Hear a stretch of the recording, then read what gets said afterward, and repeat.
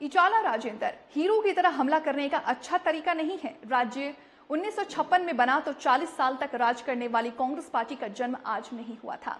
साहिब नगर, सरूर नगर और फोक सागर में मकान बना चुके लोगों ने कहा, तालाबों के आसपास पट्टे की जमीन पर बने गरीबों के मकान तोड़े जाएंगे।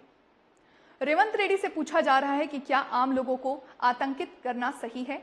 ऐसा कहा जाता है कि वो एक ऐसा अधिकारी है जो नेक और पवित्र है।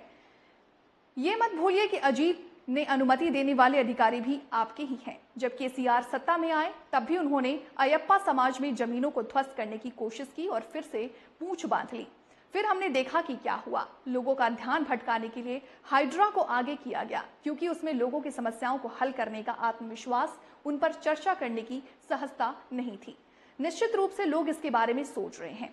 हिम्मत है तो सरकार ने जो तालाब दबा दिए हैं उन पर कार्रवाई करे। क्या ये वो सरकार नहीं है जिसने बाग कंपा की लंगड़ीपन को छुपाया है?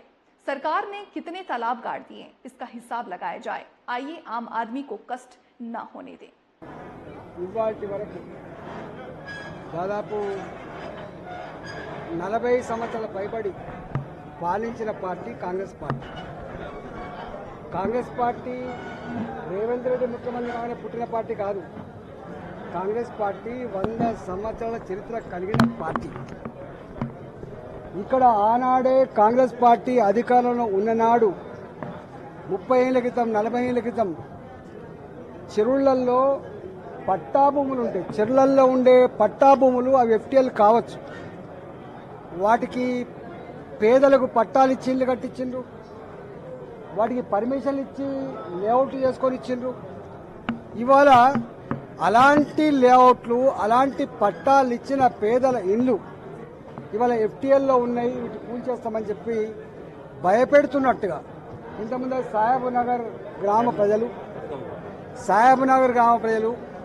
సరూర్ నగర్లో 30 ఏళ్ల క్రితం 40 ఏళ్ల క్రితం కట్టుకున్నటువంటి ప్రజలు, ఫాక్స్ సాగర్లో బాజాప్తా ప్రభుత్వమే పట్టాలు ఇచ్చి కట్టుకున్నటువంటి ఇళ్లన్నీ కూడా కూల్చివేస్తామనేటువంటి భయం ఏదైతుందో ఇవాళ ప్రజలందరూ కూడా కంటి మీద కుడుకునే కూడా చేస్తా ఉన్నారు.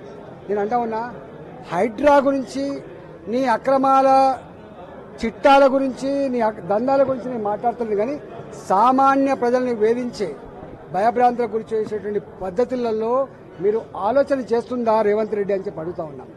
ఇవాళ నువ్వేదో అనుకుంటున్నావు, ఏదో స్వచ్ఛమైన నీతివంతమైన స్టబ్బన్గా ఉండే ఆఫీసర్ అని చెప్పి.